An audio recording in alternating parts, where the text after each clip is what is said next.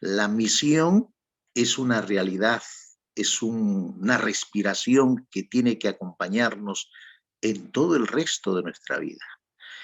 Un adventista, un hijo de Dios que no comprenda este tema de la misión, no está respirando bien, porque la misión es respiración.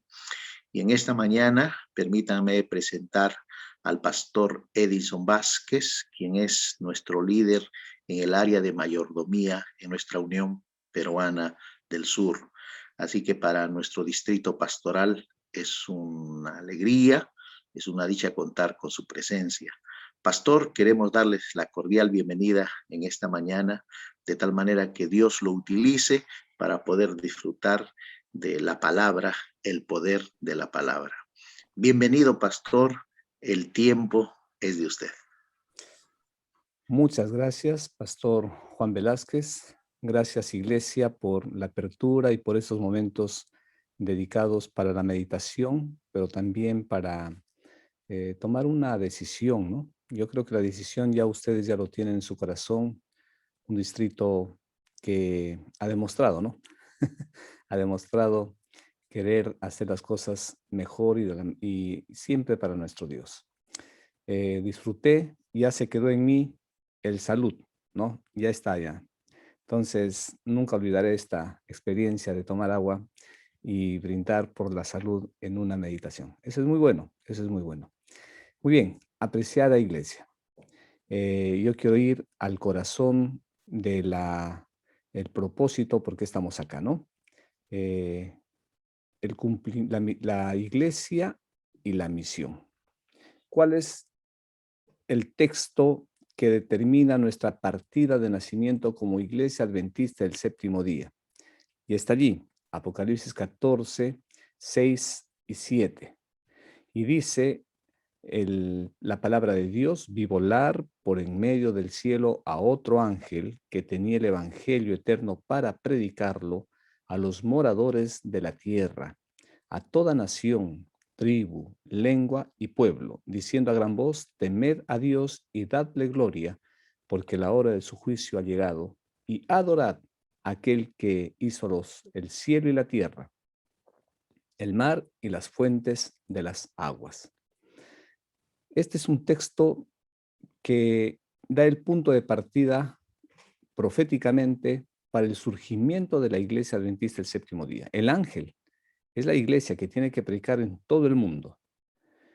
Y tenemos que predicar la verdad y llevar la verdad al corazón de la gente para que el producto del trabajo misionero sea adorar a Dios. No hay otra razón que hacer que la palabra de Dios produzca adoración en el corazón de las personas. Y es que la adoración viene a ser un dinamismo. Dios te bendice y tú adoras. Y lo que queremos es que las personas en el mundo entero puedan recibir la bendición de Dios. Muy bien. Sin embargo, el cumplimiento de la misión se pueden dar de dos maneras. Miren, hay una sola forma que debemos cumplir la misión, pero se pueden dar de dos maneras. Yo quiero presentar esta mañana el método humano y el método divino. El método humano es este. Génesis 11:4. Dice: y dijeron, vamos, edifiquemos una ciudad y una torre cuya cúspide llegue al cielo y hagamos un nombre por si fuéramos esparcidos sobre la faz de la tierra. Así los esparció Jehová desde allí sobre la faz de la tierra y dejaron de edificar la ciudad. ¿Cuál es el método humano para llegar al cielo? Ahí está el texto bíblico. Hacer una estrategia humana, hacer planes humanos con el mismo objetivo, querer llegar al cielo, pero bajo un método humano. Y Génesis 11 es la iniciativa humana de querer llegar al cielo con un propósito bueno, pero de una mala manera. No es la manera como se llega al cielo, no es la manera como acá el Señor percibe que así se llega al cielo. Por eso que Él interviene, y la parte en azul es la intervención divina. Así los esparció Jehová desde desde allí sobre la faz de la tierra, porque ningún método humano nos va a llevar al cielo. ¿Y cuál es el método divino entonces? Es interesante. En el capítulo 12, inmediatamente aparece la invitación de Dios a Abraham y le dice, pero Jehová había dicho a Abraham, vete de tu tierra y de tu parentela y de la casa de tu padre a la tierra que te mostraré. Y haré de ti una nación grande, y te bendeciré y engrandeceré tu nombre, y serás bendición. Bendeciré a los que te bendijeren, y a los que te maldijeren, maldeciré. Y serán benditas en ti todas las familias de la tierra. Qué interesante, apreciados hermanos. ¿Por qué? ¿Por qué esto es interesante? Porque Dios le dice a Abraham, tú eres de Ur de Caldea, capital de los babelitas, donde se quiso construir la torre de Babel para llegar al cielo. Ahí donde Dios destruyó el método humano, en respuesta al ser humano, le dice Dios a Abraham, mira, el cielo se alcanza de la manera como yo te voy a mostrar. Sal de esta tierra. Sal de las personas que quieren llegar al cielo con métodos humanos. Yo te voy a mostrar otra tierra, pero tienes que salir, tienes que obedecer. Y en este método, Dios también interviene. En el método anterior, en el método humano, Dios interviene para destruirlo. Pero en el método divino, Dios interviene para bendecir. Por eso que dice, y haré de ti una grande nación. Te bendeciré, engrandeceré. A los que te bendigan, yo voy a bendecir, pero si hay alguien que te maldice, entonces yo voy a maldecir. Interesante.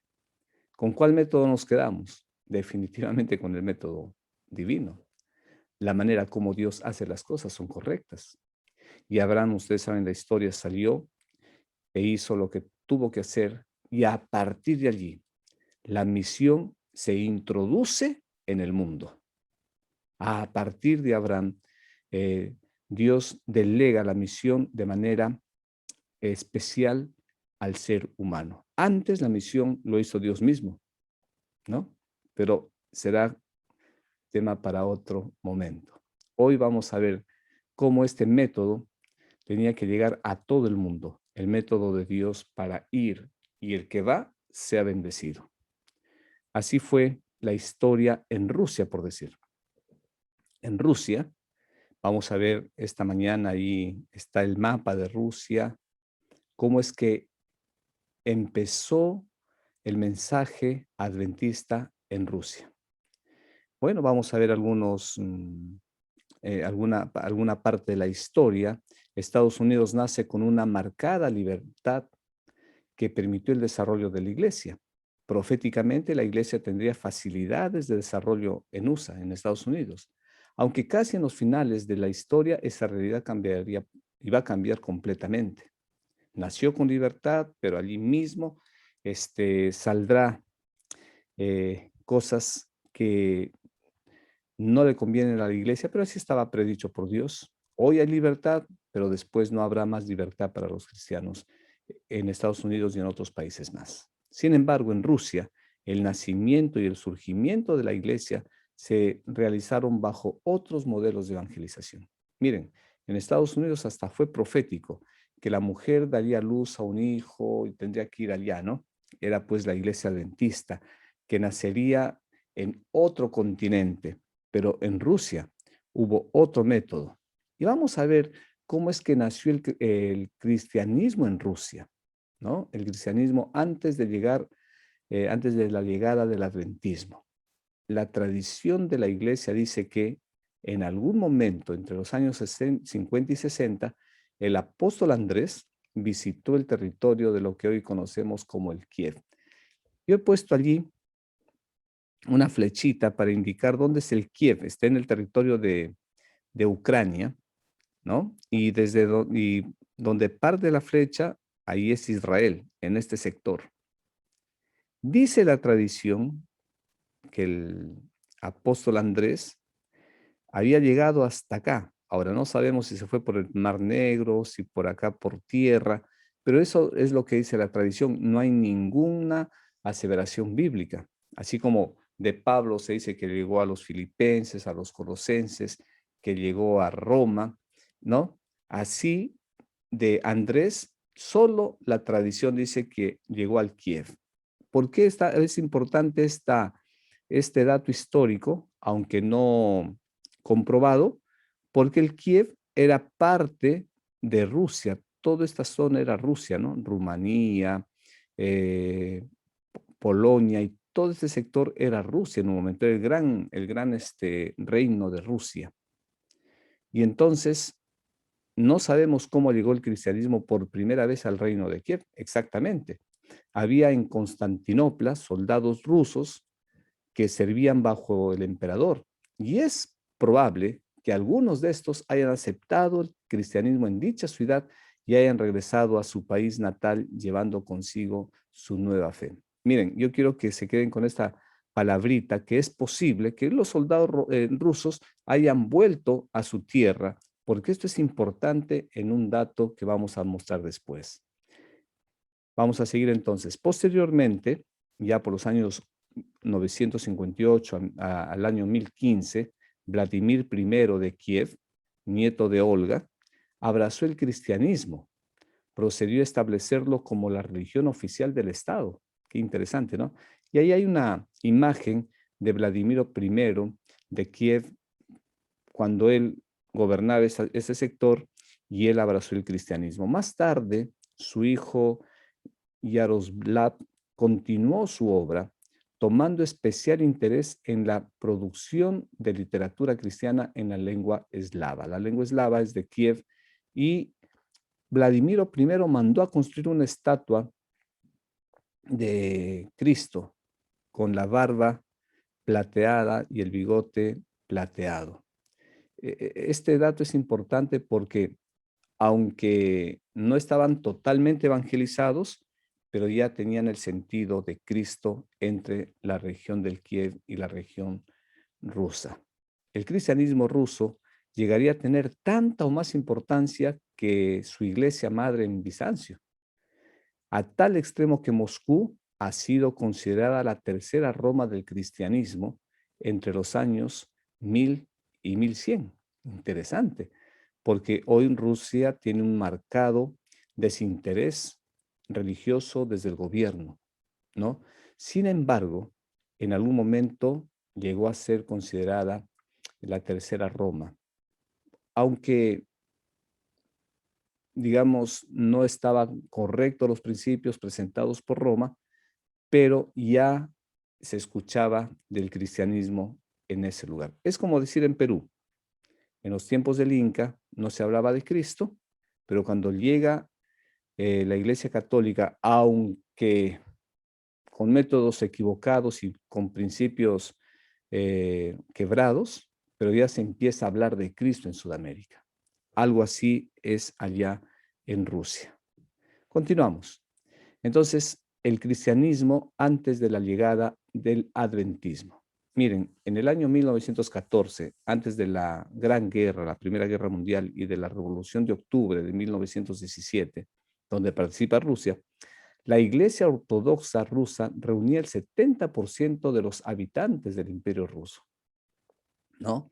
Unos 150 obispos, 113,000 sacerdotes y diáconos y 95,000 monjes y monjas regentaban 84,500 iglesias y capillas. Miren la cantidad de iglesias. 1,925 monasterios y conventos y casi 41,000 escuelas parroquiales. Qué interesante. Entonces, en este primer siglo, estoy hablando del año 100 al año 900, en la primera etapa del cristianismo en Rusia, fue fuerte la presencia de la iglesia ortodoxa y allí se predicaba de Cristo. Pero nosotros vamos a ver ahorita la población.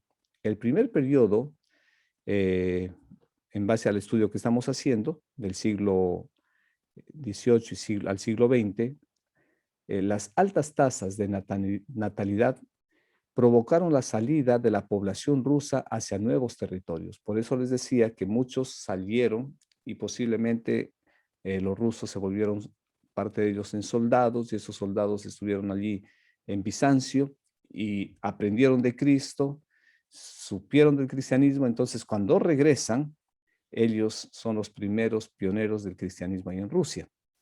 Esto es importante porque a tanta población, a tanta densidad poblacional, poca producción, poca industria, poco trabajo, hizo que la gente saliera de Rusia. Muy bien, vamos a ver entonces, esta es la gran salida y salieron muchos rusos a otros lugares. El segundo periodo está marcado entre 1917 y 1991, que ya son fechas de interés para saber cómo el adventismo llega a Rusia. La migración interior, es decir, la vuelta a Rusia, es alrededor de 4 millones de personas. Además, en la década de 1980, Rusia vuelve a recibir más migrantes, ¿no? Vuelve la gente entonces a Rusia después de muchos tiempos, pero se marca el tercer periodo, entre 1992 y 2011, o hasta nuestros tiempos, se caracteriza por la crisis demográfica provocada por la bajada brusca de la tasa de natalidad, mientras que la tasa de mortandad aumentó. ¿Qué pasó en Rusia? Temas políticos no podemos verlos, pero hubo una falta de nacidos en Rusia, especialmente varones, ¿no? Hay una baja de producción de rusos, por así decirlo. Y entonces es interesante que mucha gente ahora tiene que volver a Rusia. En algún momento, entre 1992 y hasta nuestro tiempo, en los años por los años 90 especialmente, hubieron menos nacimiento y más muertes. Por eso la importancia de que Rusia tenía que volver a recibir a los que un día salieron de su país. Y acá viene ya lo que nosotros tenemos que considerar. ¿Cómo nace el adventismo en Rusia? Ya hemos visto la primera etapa, cómo se había introducido el cristianismo, pero el cristianismo a veces no basta. Se tiene que proclamar la verdad. Entonces, ¿cómo llega el adventismo a Rusia? Tuvo que haber una aceptación y un llamado a este hombre, ¿no? Dios llamó a este hombre, a Ludwig Richard Conradi. ¿Quién fue Ludwig Richard Conradi? Nació en Karlsruhe, Alemania. Cuando era joven emigró a Estados Unidos. Se convirtió en 1878 al adventismo en Estados Unidos. En 1879, un año después, conoció el linaje de Huay, asistió al Battle Creek, al College de Battle Creek, y luego trabajó en el Medio Oeste para personas de habla alemana. Es decir, se enroló al adventismo, inmediatamente regresa a Alemania para predicar de la verdad. Miren, a veces las salidas masivas de los pueblos es parte del plan de Dios para que al retorno vengan con el mensaje de Dios. Posiblemente estoy hablando esta mañana para algún hermano que sintió eso. Por alguna razón salió de su tierra, conoce el evangelio en tierras extrañas y vuelve a predicar porque dice, ¿sabes qué? En mi tierra esto no se conoce. Esto pasó con Radi. En 1882 fue ordenado al ministerio, ¿no? Como pastor en esos lugares donde él predicaba. En 1886 la Conferencia General de la Iglesia Adventista le envió a trabajar en Europa. Viajó extensamente por Alemania, Suiza, Rusia, Turquía, Rumanía y Hungría. Entonces fue un predicador de avanzada. Él no se quedó estacionado en una sola ciudad.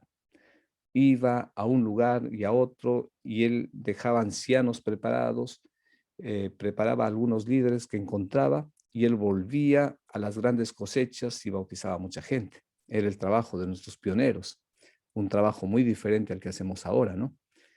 En 1889 estableció la sede de la Iglesia Alemana Adventista del Séptimo Día en Hamburgo, ¿no? Ahí se establece en 1889 En 1901 se convirtió en el primer presidente de la Conferencia General, luego presidente de la División Europea y vicepresidente de la Conferencia General. ¿No? Llegó a ser un grande líder. Permaneció como director de operaciones en Europa hasta 1922.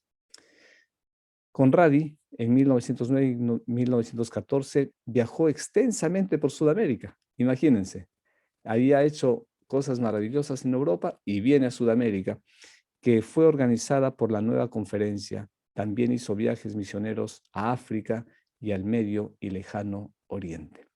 La vida de Conradi no termina acá, podríamos ver la segunda fase no tan buena, pero esta es la mejor cosa que hizo Conradi en vida, ¿no? Él fue invitado para hacer una obra especial allí en Rusia. ¿Cuáles son los desafíos que enfrentó Conradi al llevar el Evangelio a Rusia? La oposición de la Iglesia Ortodoxa rusa decía que el adventismo del séptimo día representaba una amenaza política y extranjera, política extranjera. De esta manera hizo el proselitismo una tarea peligrosa.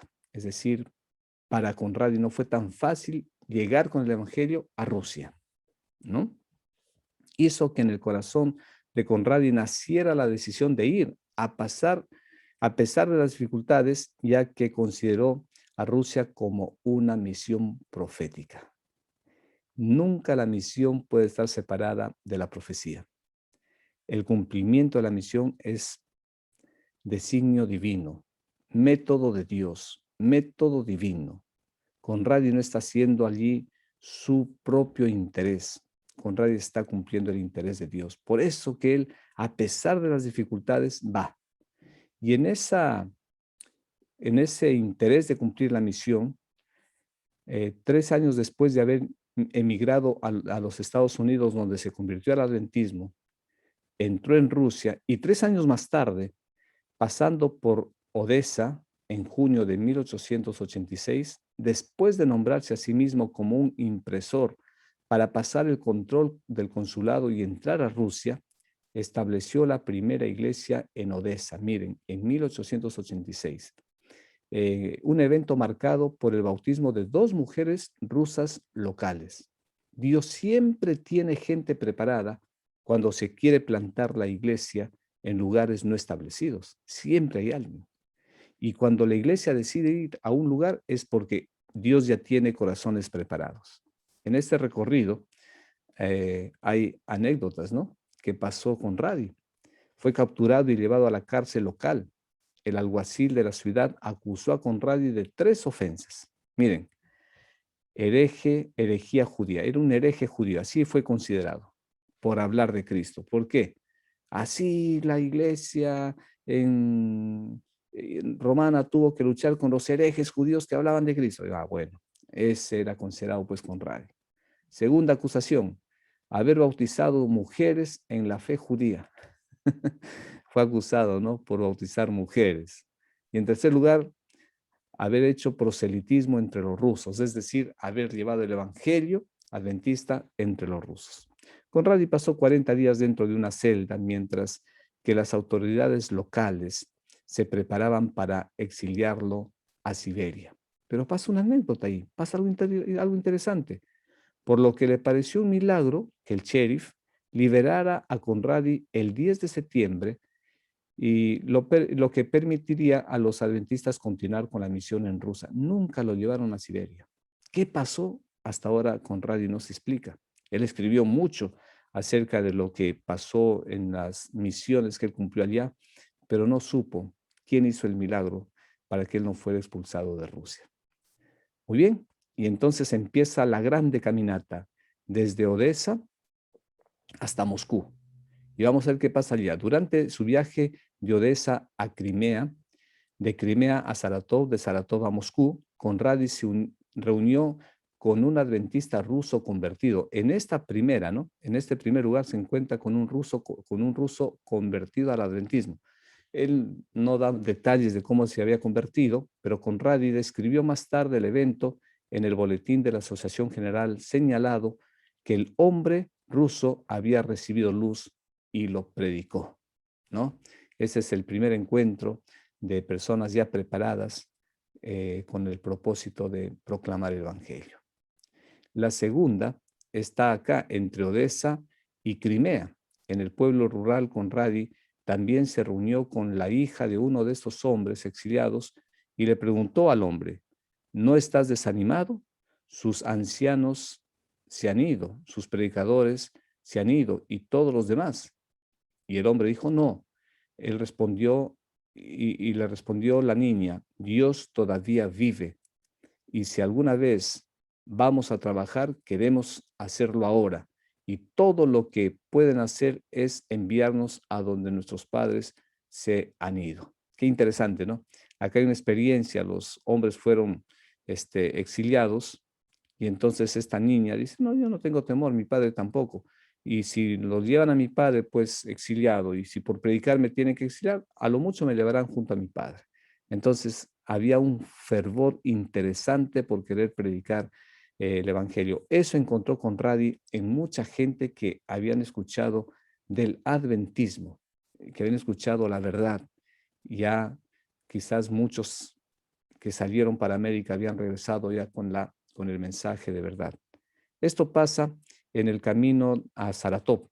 Conradi se detuvo en Alexanderfeld, en Oblast de Kubán, al norte del Mar Negro, por acá, sí, por acá, ¿no? Por la esquinita está el Mar Negro, por acá al norte. Allí ayudó en el bautismo de 8 bautistas rusos locales y continuó solo hacia las ciudades de Rostov y Taganrog. Ahí Conradi bautiza 8 personas en esta caminata hacia Saratov. Muy bien, Conradi concluyó sus escritos sobre su tiempo en Kubán diciendo, Dios tiene todavía muchos corazones honestos en este gran imperio y con su ayuda pronto veremos una gran obra realizada. Qué interesante, ¿no? Miren cómo un corazón dispuesto a salir de su confort llega a lugares desconocidos para él y siempre donde llegaba encontraba corazones ya preparados y honestos para seguir con la proclamación del Evangelio. ¿Misión cumplida? No, dice Conradi, misión iniciada. Ya en 1894, Conradi declaró que incluso con las dificultades que él y otros misioneros encontraron, el adventismo en Rusia resultó un gran éxito. Y ahí están los edificios más antiguos de las iglesias en Rusia, posiblemente algunos de ellos también construidos por los primeros adventistas. Inició el adventismo de esa manera, ¿no? Y él da un informe en la conferencia general, ahí en 1899. Conradi pronunció su discurso en que destacó sobre el progreso en Rusia desde que la primera iglesia adventista se estableció 13 años atrás en Odesa. ¿Y qué dijo él? Recuerdo cuando comenzamos en Rusia, en 1886, y organizamos una pequeña iglesia en el campo. Pensamos entonces que tendríamos que estar en el campo, entre nuestra nacionalidad o nuestra identidad, lejos del pueblo ruso, de modo que estaríamos a salvo. Pero ahora, hace solo unos meses, tuvimos reuniones en San Petersburgo y otras ciudades principales de este imperio, y el cuidado protector de Dios estaba sobre él. Él da el informe a la conferencia mundial de la gran tarea que se estaba haciendo en Rusia. Muy bien, resultados del mensaje profético entonces. 10 años después, Conradi se reunió nuevamente en la Asociación General e informó sobre el progreso de la misión rusa. Concluyó su discurso con un mensaje de esperanza para Rusia. La verdad ha encontrado una entrada. La semilla está firmemente plantada y Dios dando la aumentará, indudablemente crecerá y prosperará. Ya Conradi posiblemente estaba en sus últimos días de ministerio, designado allí en Rusia, y entonces él dice que la verdad allí en Rusia ha encontrado ya terreno se ha sembrado y que pronto dará mucho fruto. La estrategia continua. ¿Cuál fue la estrategia? Ahora vamos a ver cómo es que la estrategia continúa. Él dice primero, hay 3 cosas para que la estrategia continúe en Rusia. 1, ganar más trabajadores adventistas rusos, es decir, no inmigrantes, no migrantes, no los que salen, no los que vuelven. El mensaje debe ser proclamado entre las personas que trabajan y se quedan en Rusia para que el adventismo se mantenga en Rusia. Continuar enviando obreros misioneros más experimentados para ayudar, ¿no? Es decir, hay que mandar misioneros, pero experimentados. Y esto es interesante, ahora vamos a explicar por qué brevemente. Cuando llegue el momento adecuado para hacer una petición al gobierno ruso para el reconocimiento de la Iglesia Adventista, él buscaba 3 cosas: ganar más rusos que se quedaran en Rusia, y si tienen que venir predicadores, misioneros, que vengan experimentados, y lo que él buscaba es que la Iglesia Adventista sea reconocida, así como la Iglesia Ortodoxa, que en algún momento llegó a ocupar el 70% de la población. Conradi tuvo una misión amplia, que la Iglesia Adventista también sea reconocida. Elena G. de White tuvo sueños para Rusia, ¿no? Y después fue reconocida conforme Elena G. de White lo proclamó. Pero estamos en ese tiempo todavía, ¿no? Pero carecemos de la información y comunicación directa con las iglesias y miembros dispersos que para poder ayudarlos y alentarlos cuando sea necesario. Ahí está el problema. Había tanto adventismo, había tanta gente con la verdad, pero tenía que organizarse para establecer bien la obra en Rusia. Muy bien, ¿cuáles fueron los métodos usados entonces para llegar con el Evangelio a Rusia? Fueron solamente 2 métodos. En el otoño de 1890, Ludwig Conradi asistió a la primera reunión general que se celebró en Cáucaso. En este momento se organizó la misión rusa y se convirtió en una de las misiones extranjeras de la Asociación General, es decir, desde Estados Unidos, vigilaban directamente qué pasaba en Rusia, cómo estaba creciendo el evangelio adventista en Rusia, o el evangelio predicado por los adventistas, mejor dicho, ¿no?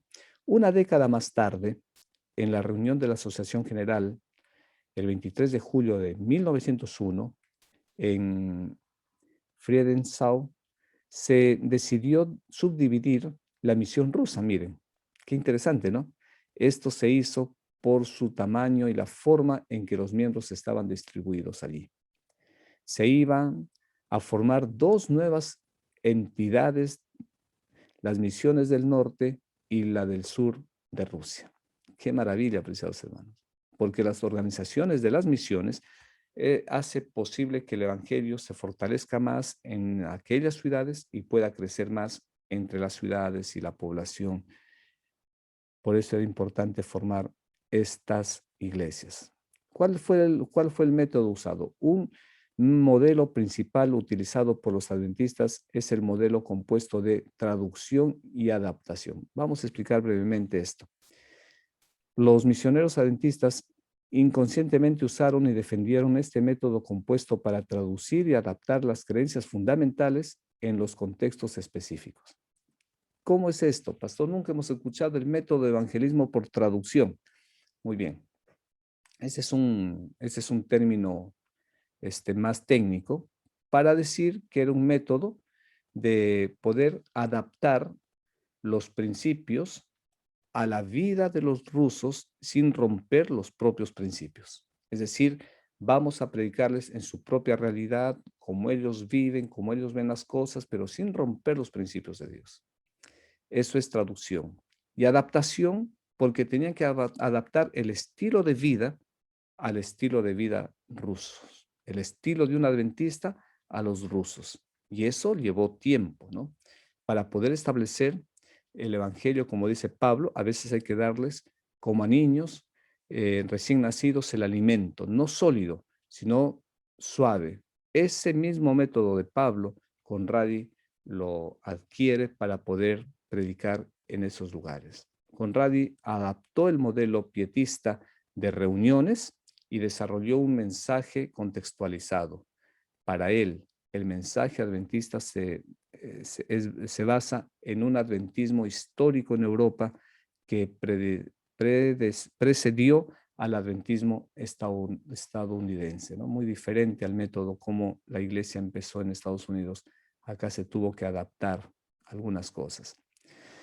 El modelo de traducción e interculturación de Conradi resultó en un éxito tan grande que en unas pocas décadas de su implementación, la tasa de crecimiento de la Iglesia Adventista en Europa superó a la de la Iglesia Adventista en los Estados Unidos. Qué interesante. Es decir, esta interculturación, ¿qué es interculturación? Es un método de adaptar el estilo de vida a una cultura nueva. Es decir, un adventista con la cultura, por decir acá en Perú, chipiva, entre la selva, será muy diferente en algunas cosas y costumbres como la que nosotros conocemos y practicamos. Pero ahí está el principio, ahí está el mensaje. Ellos predican a su manera, en su lenguaje, con su estilo de vida. Y si nosotros vamos, ellos no nos entenderían, ni nosotros entenderíamos algunas cosas. Eso hizo Conradi en Rusia. Interculturizó el mensaje adventista para ellos y allí la iglesia tuvo grande crecimiento. Hay un infortunio frente a todo esto que motiva para seguir evangelizando, usando los métodos de evangelismo. Pastor Juan Velázquez sabe mucho de esto, que no son los mismos para toda zona geográfica, ni para toda raza, ni para toda cultura. Desafortunadamente, la práctica de Conradi de contextualizar el Evangelio en varias culturas no fue adoptada en gran medida durante su vida. No se hizo todo lo que se tenía que hacer. Y qué bueno, porque si no, pues diríamos Conradi hizo un trabajo perfecto. El evangelismo siempre tiene que ser sostenido por Dios.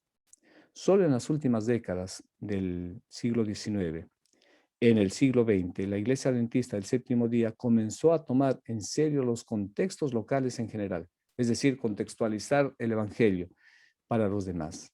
Desde finales del siglo XX en adelante, el modelo de traducción, incultura, cambiar la cultura, se convirtió en una herramienta para la misión y reflexión académica, es decir, se va a seguir analizando y investigando cómo llegar a esas culturas como la rusa y otras más para que el Evangelio no pierda su esencia y no pierda los principios. Quiero terminar con esta reflexión. ¿Quién es esta mujer? Es Oksana Servillenko. ¿Quién es Oksana Servillenko?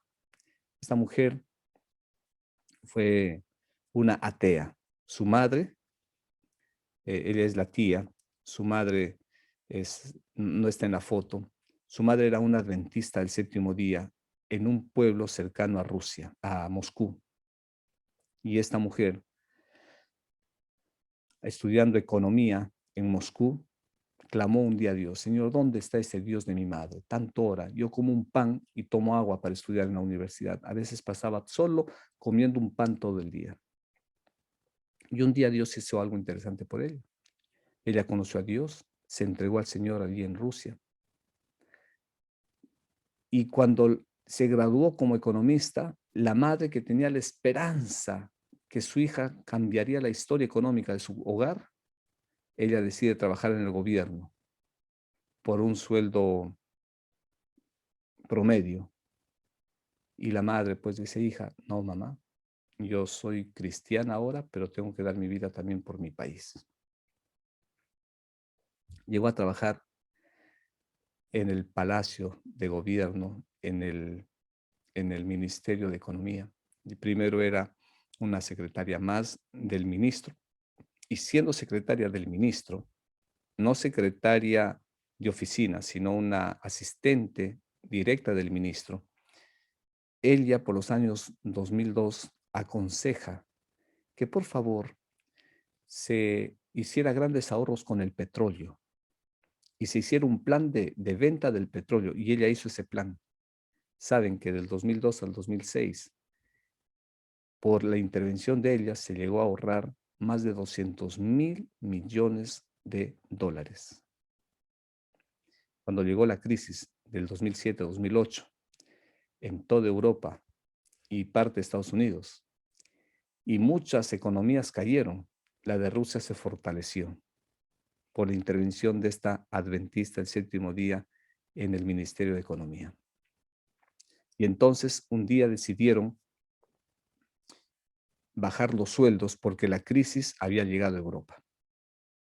Y cuando se estaban decidiendo estas cosas, ella le dijo a Putin, que era ministro de Economía en aquel tiempo, que hicieran otras cosas.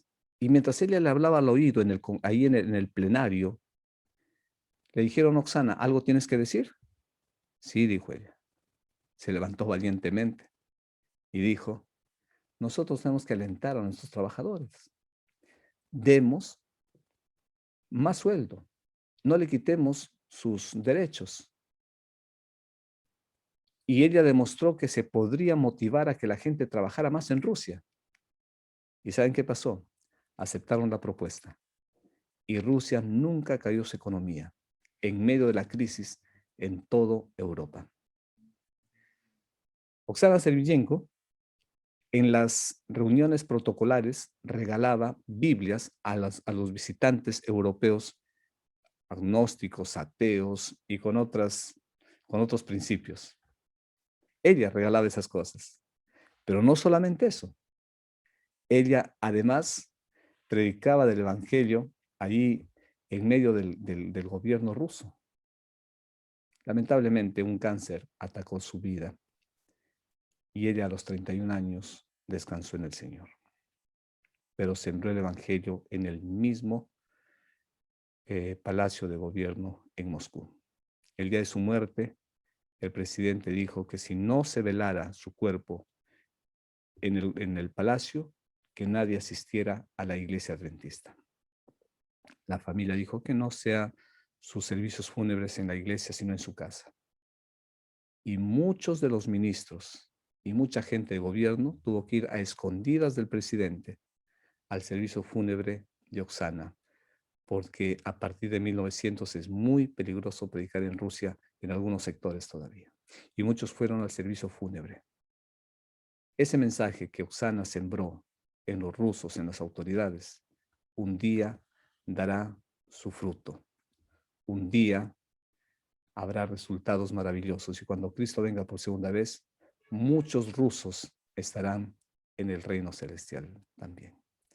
Apreciados hermanos, ¿cuál método debe seguir la iglesia? Yo te invito para seguir el método que Dios nos ha dejado. ¿Qué le dijo Dios a Abraham?